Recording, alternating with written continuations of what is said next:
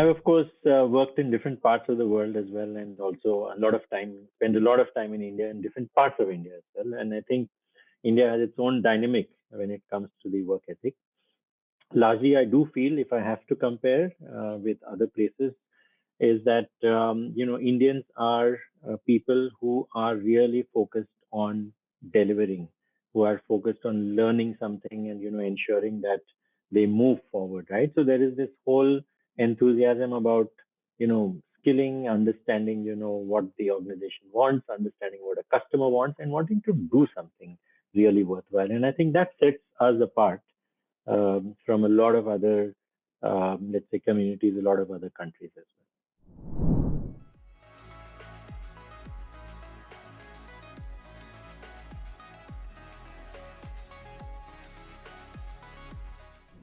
No, absolutely. I think one is, of course, there are lots of trends, but I'd rather, focus on what's happening, especially to work which is largely in an office like this, or let's say with a consumer.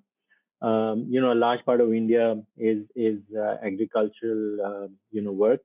A large part of India is also construction work. If you look at government data, but if you look at roles which are similar to yours and mine, I think a lot of things are changing there. So one, there's a very recent trend in terms of looking at why an organization is employing people and what are they doing in terms of business, why are they in business, and this is one question everybody wants to ask before they join an organization. So this is one dynamic that is very recent. The way it impacts a lot of organizations is that if you're not very clear about why you're in business and why you're there, besides making profit, I think a lot of employees would prefer to join some other organization and work for someone else. I think this is now becoming more and more apparent, especially with the younger workforce, who have choices. So it's not just an income anymore. It's got to do with really working for a real purpose and making a difference in society or to the community. So this is one aspect that is going to change the way we all work in the future. The second, of course, is technology. I mean, you've heard about AI, and everyone has heard about generative AI these days. And of course, there's been a whole lot of noise around it. Today's newspaper, Maruk, talks about Mr. Nandan Nilekani saying that this whole death knell that AI was sounding, or with the noise around AI, has actually changed.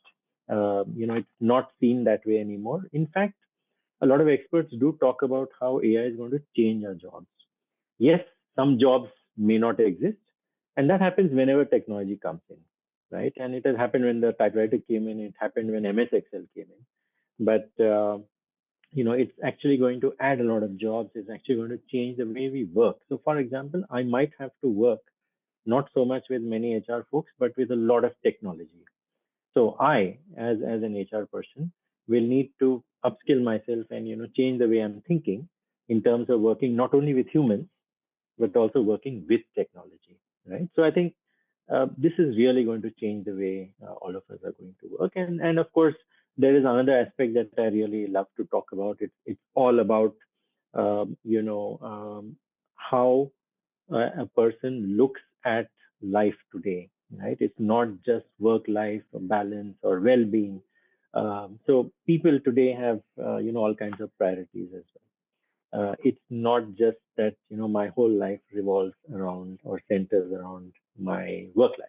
Yeah? I could be a businessman, I could be an entrepreneur, I could also be a let's say a regular employee in a large organization. Fact remains that people are asking this question, that what else can I do with my strengths? Yes, I'm contributing to a business. Am I also contributing to society? Am I also spending some time on my creative pursuits? And so that life centers around many aspects, and life is not just about work. And I think that is also going to impact the way we look at roles. Organizations really have to relook at how the roles are structured today.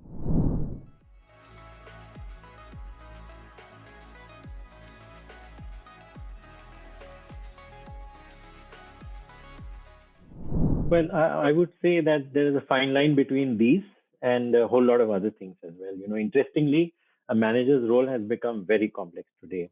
There was a time when, if I'm a project manager, then my job would only be to ensure that, project deadlines are met, and which also means driving a team towards, a certain direction and ensuring that they meet targets.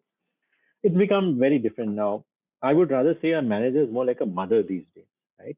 A mother does lots of roles, right? And there are times when a mother also has to probably, uh, you know, pull up a child, saying that, that's not the right direction that you should go. Otherwise, you might fall into let's say, a ditch or hurt yourself. You might need to move this side. So that's the role a manager has to do.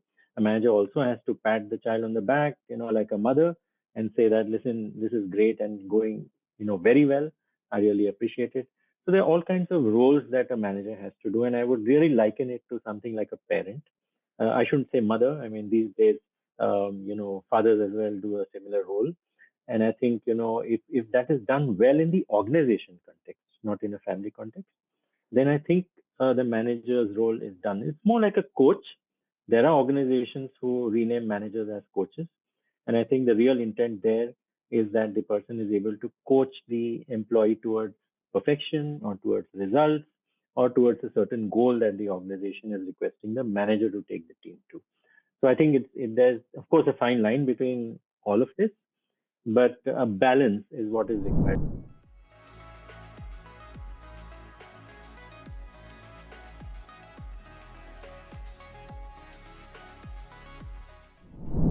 There are again two parts to it. One, of course, that there is a requirement in terms of what the organization thinks, that there is a gap. That's one. Uh, there is a real gap as well. Now, if I go out into the market and, if I'm not able to perform ABCD tasks, then of course, that is a different ecosystem, Maruk. Why I'm comparing that inside the organization, it might just be, skill A that is lacking in the current situation. But if I look outside and if I look at how things are progressing, then it could be B, C, and D skills that one would need, right? So, for example, an organization might be absolutely okay with just looking at regular tech skills upgradation in the current situation. But for example, if they ignore generative AI and they don't think this is something very important right now, may not be important right now, could be very important in a few years' time. And if that gap is also not addressed today, then I think we are in a slightly difficult situation going forward. So I think an organization has to look at the current skill gap situation, also look at what could happen, let's say 10 years down the line, how things are moving, what is changing in the market, is the product going to undergo a sea change, what do consumers want, what are they likely to ask for, let's say 10 years later, and then I think we should all plan what the gap is and then try and fulfill that. Now if you're early as an organization to fill that gap in terms of skills, and as an employee, if I'm early in terms of a mindset to say that, listen, I want to do something that's futuristic, maybe that's not applicable in my current role or situation, but I'd love to gain those skills. And these two match, the organization and the employee, then I think we have a good thing going and people would be ready. And as a country, we would be ready for, what's coming in the future.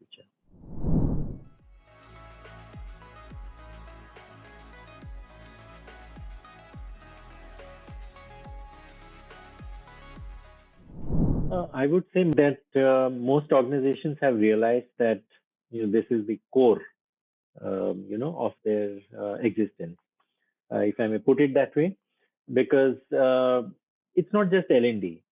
It's a question of where are my people in terms of what the requirement is, skills, also let's say even basic criteria in terms of understanding how tech works, because everyone today is working with tech, as an example. Now if I do not upskill people and ensure that they are comfortable working with tech, and especially new age tech, then I think as an organization, I'm falling back, right? So whether it's competition, whether it is ensuring that the customer gets what they want, I have to really look at L&D as my core, right? And again, L&D has two parts. One is of course the skill building. The other aspect is about building what you asked before, having an employee who is, able to coach others, is able to give back to the community in addition to the role that they are doing. So I think L&D has these two aspects, very, very clear put out in most organizations. And I would rather say that most organizations are actually spending much more on L&D these days because it's become the core. It is not a separate function. I would also go so far as to say it's not an HR function. It's actually a business function. It works very, very closely with business. It actually predicts what is going to happen in the future along with business, and then works on a plan to really bring the organization upward.